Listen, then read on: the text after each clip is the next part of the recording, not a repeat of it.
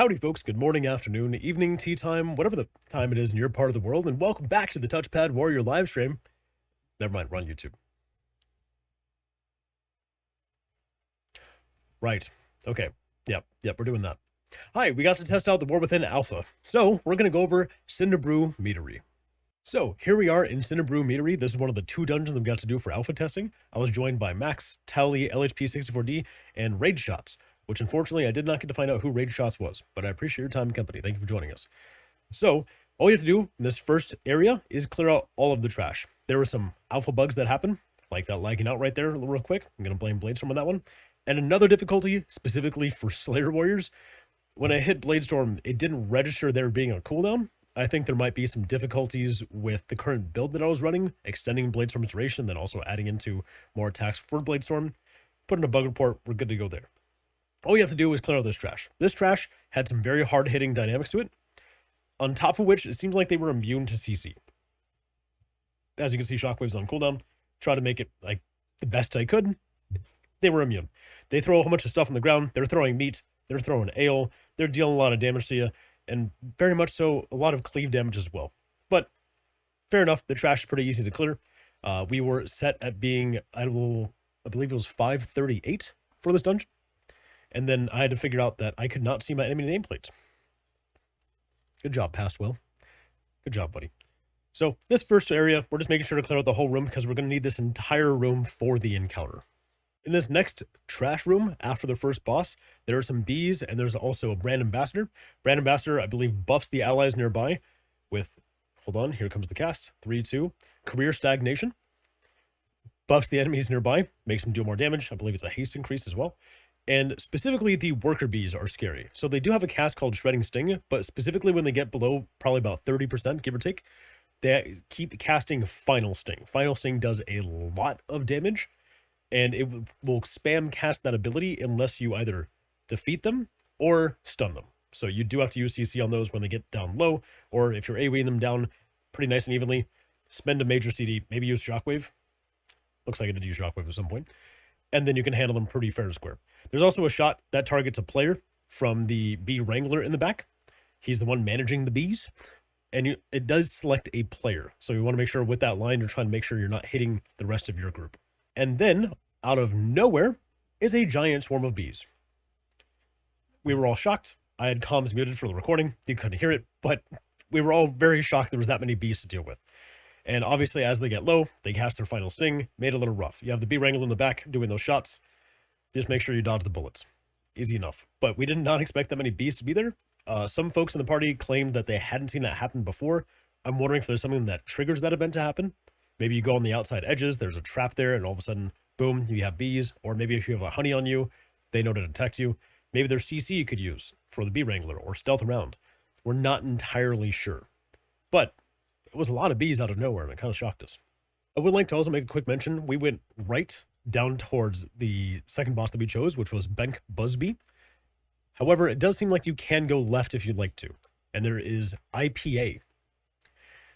Yeah, they were clever. There's a lot of puns in this dungeon. You will enjoy it thoroughly, I promise. There's also, hidden around the rooms, interactions with different races or with different professions that you have. So if you're an engineer, there's a flamethrower you can use to help kill the bees really fast, and some other interactions that you could use, like with inscription. I think there was one for herbalism. There might have been one for mining. You get the idea. It's kind of like Waycrest Manor. So you can have some different buffs based on like who you have in your party to help make that dungeon more entertaining or easier. So here we have our second boss, because we went right, Benk Buzzbee. We have to make sure to clear out the rest of the room because this is a wide encounter, because it's going to take up the entire room, and then we just go for it. So in this encounter, he will drop barrels from the sky, and that scent from those barrels, the honey barrels, will attract bees. Those bees, when they come down, you get them down to 1 health, and they become docile.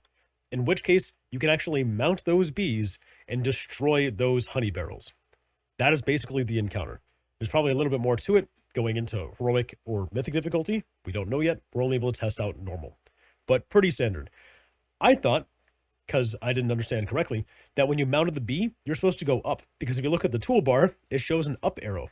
I thought I was going to fly and like bump into some other bees, so I wasted one of those bees. He just died for no reason into a wall. but pretty simple. Just AoE, use some bees, shoot some barrels, boss down. Good to go. After that boss is defeated, kind of neat, there's a doorway that opens up. You don't have to walk all the way back around.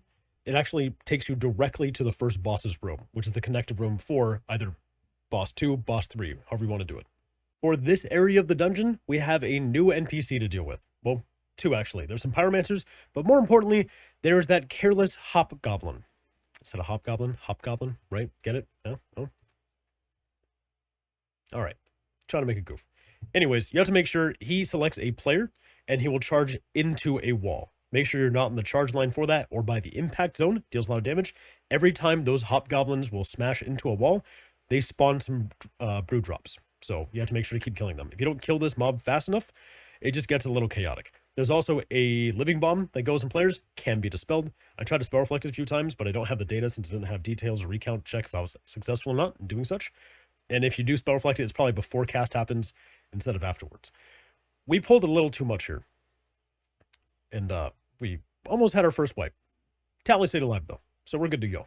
Now we're in our third boss room, which we're going to be fighting IPA. IPA is not up yet. It is advised, I would say so, to probably clear out the whole room. You want to have some space. And you'll see why in a minute, and you'll also see where we goofed. So here we have IPA. For this encounter, pretty simple. There's going to be some brew on the ground and stuff. I know, how weird for a boss called IPA.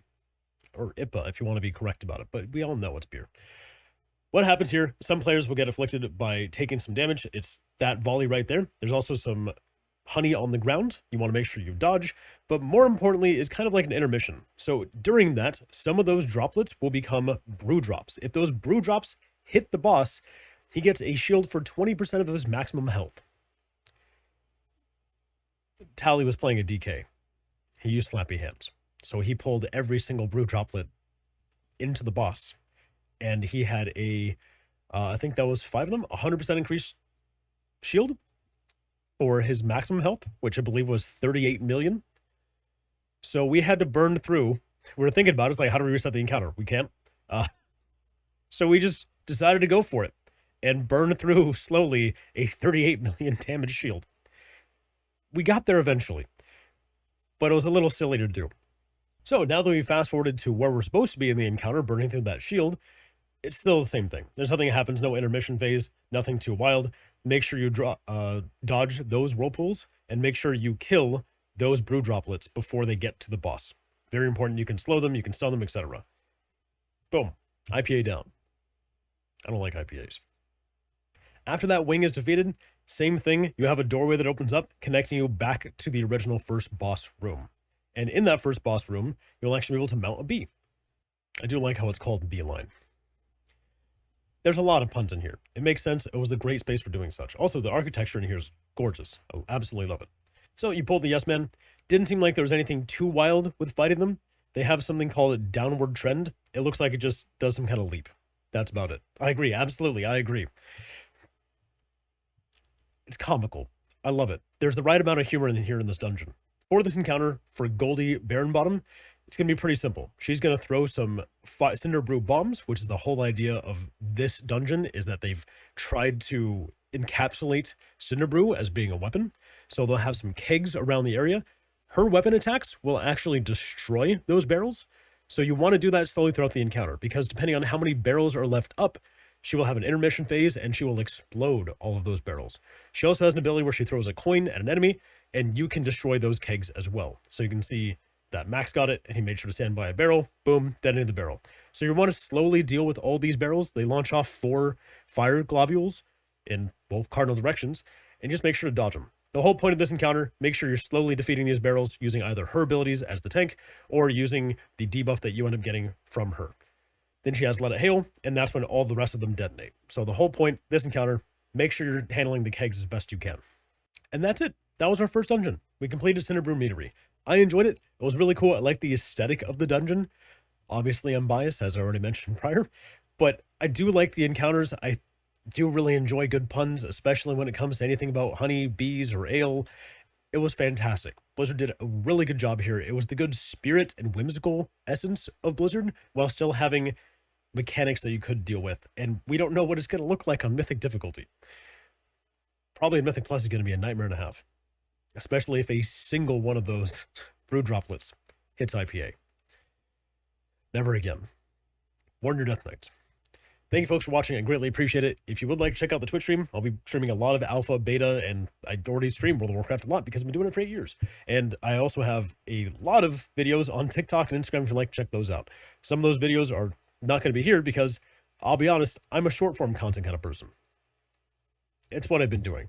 I have tried in the past to make YouTube videos. I cannot be consistent enough for it. And you can tell by the editing in this video, it's just me doing it. I am very bad at this, but I'm at least giving it a college try. It's something. Thank you all for watching, and in the next video, we'll go over the other dungeon from War Within alpha testing. Cheers, and have a legendary day.